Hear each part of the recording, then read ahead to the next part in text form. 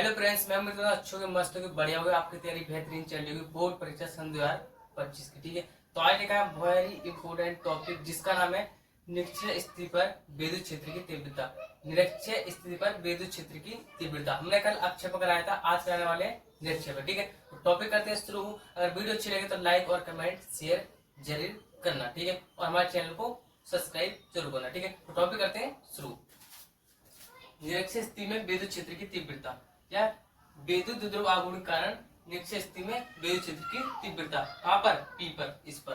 तो सबसे पहले चित्र समझते हैं, फिर इसका निर्माण बहुत ही आसानी से और बहुत ही सरल हो जाएगा। ठीक है, क्या है देखो, मान लो ए और बी विद्युत द्विध्रुव आघूर्ण है, जिसके बीच की दूरी क्या है, 12 है, और बीच में बिंदु क्या है, ओ आर दूरी से क्या है, पी बिंदु पर क्या है, विद्युत क्षेत्र की तीव्रता ज्ञात करनी है। ठीक है, हमको अगर ए पी और बी या बी और पी के बीच की दूरी है तो R square plus L square. ठीक है, इसकी भी सेम और सेम दूरी है। ठीक है, बीच की दूरी कितनी है, 12। तो इसी प्रकार से हम इसका निगमन करने वाले हैं, बहुत ही आसानी है।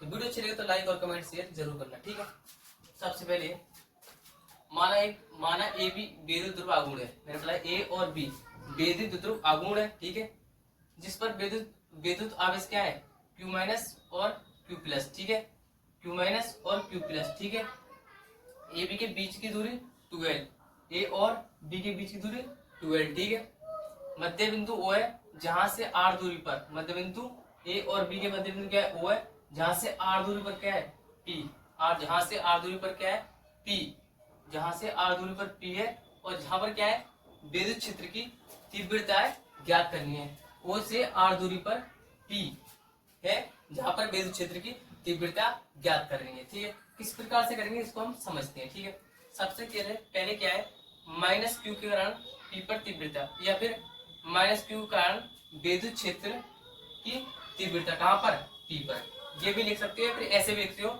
माइनस क्यू के कारण पी पर विद्युत क्षेत्र की तीव्रता। ठीक है, तो क्या है, विद्युत क्षेत्र की तीव्रता होती है E बराबर 1/4 पाई एफ साइन नोट और क्यू बटे आर स्क्वायर। ठीक है, ये तो है सूत्र।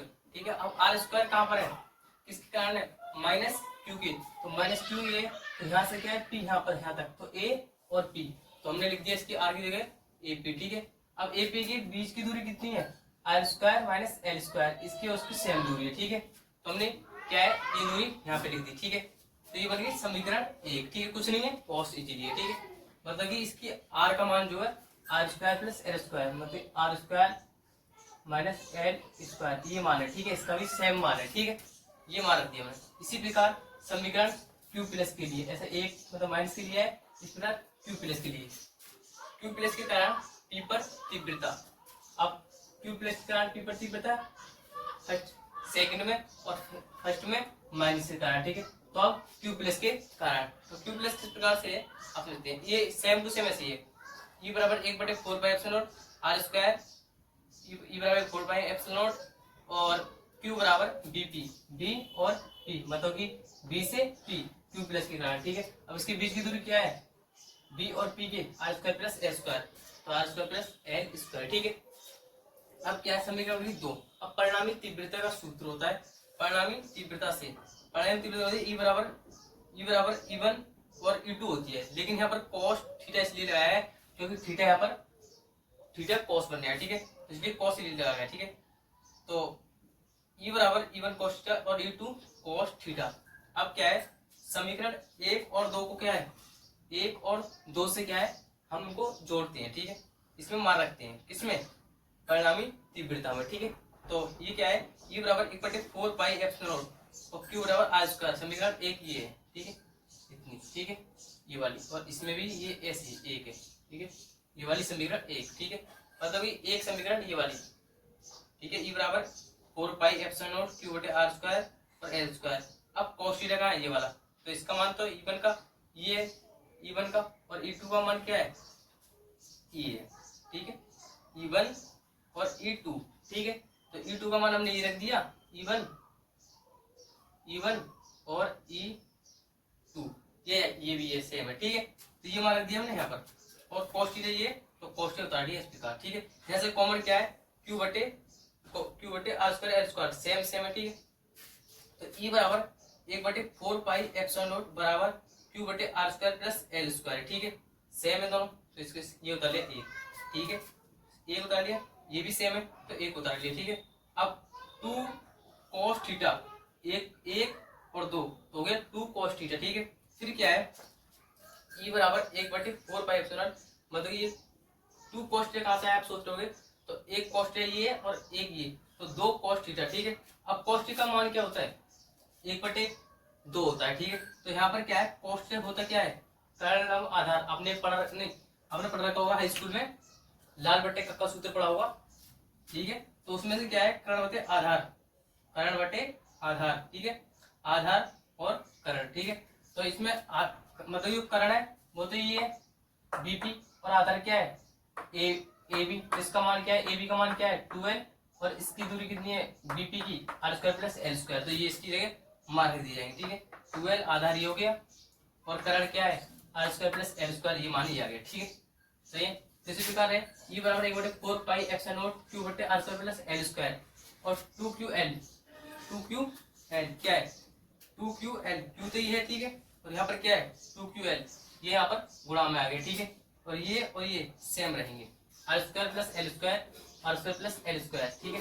अब इसका मान कितना बताया मैंने, cos थीटा का 1/2, तो इसका मान साइड में लिख लेते हैं, ठीक है। फिर इसके बाद क्या है, ये बराबर 1/4 पाई एप्सिलॉन नॉट और q गुणा 12, तो q गुणा 12 ये आ गया, ठीक है। अब q गुणा 12 p बराबर होता है वैद्युत ध्रुव आघूर्ण पढ़ा होगा आपने, p बराबर q गुणा 12, ठीक है। तो इसकी जगह क्या आएगा p, तो यहाँ पर क्या हम p लिख देंगे, ठीक है, लिख दिया p। अब यहाँ पर क्या है, ये सेम है, तो इसे ऐसे उतार लो, R square plus L square, R square plus L square. अब यहाँ पर क्या है 2 cos थीटा, ठीक है, 2 cos थीटा था, तो ये इसका मान क्या है 1/2।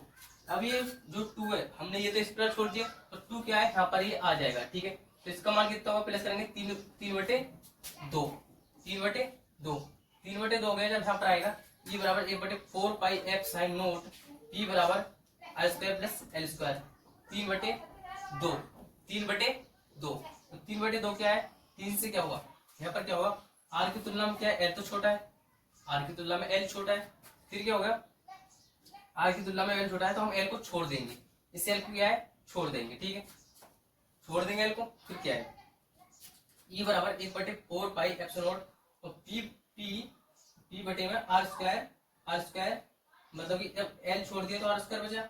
अब यहाँ पर क्या है 3/2, तो 3 जब हम 2 यहाँ लेके आएंगे तो 2 से 2 कैंसिल, ठीक है, बचे क्या 3।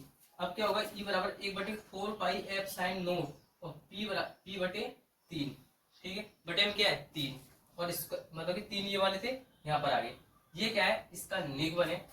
मुझे उम्मीद है कि ये वीडियो आपके समझ में आई होगी और अच्छी लगी होगी, और टॉपिक भी आपके बेहतरीन है, 5 नंबर में पूछा ही जाता है। तो वीडियो को लाइक और कमेंट शेयर जरूर करना, अपने दोस्तों के पास जरूर शेयर करना।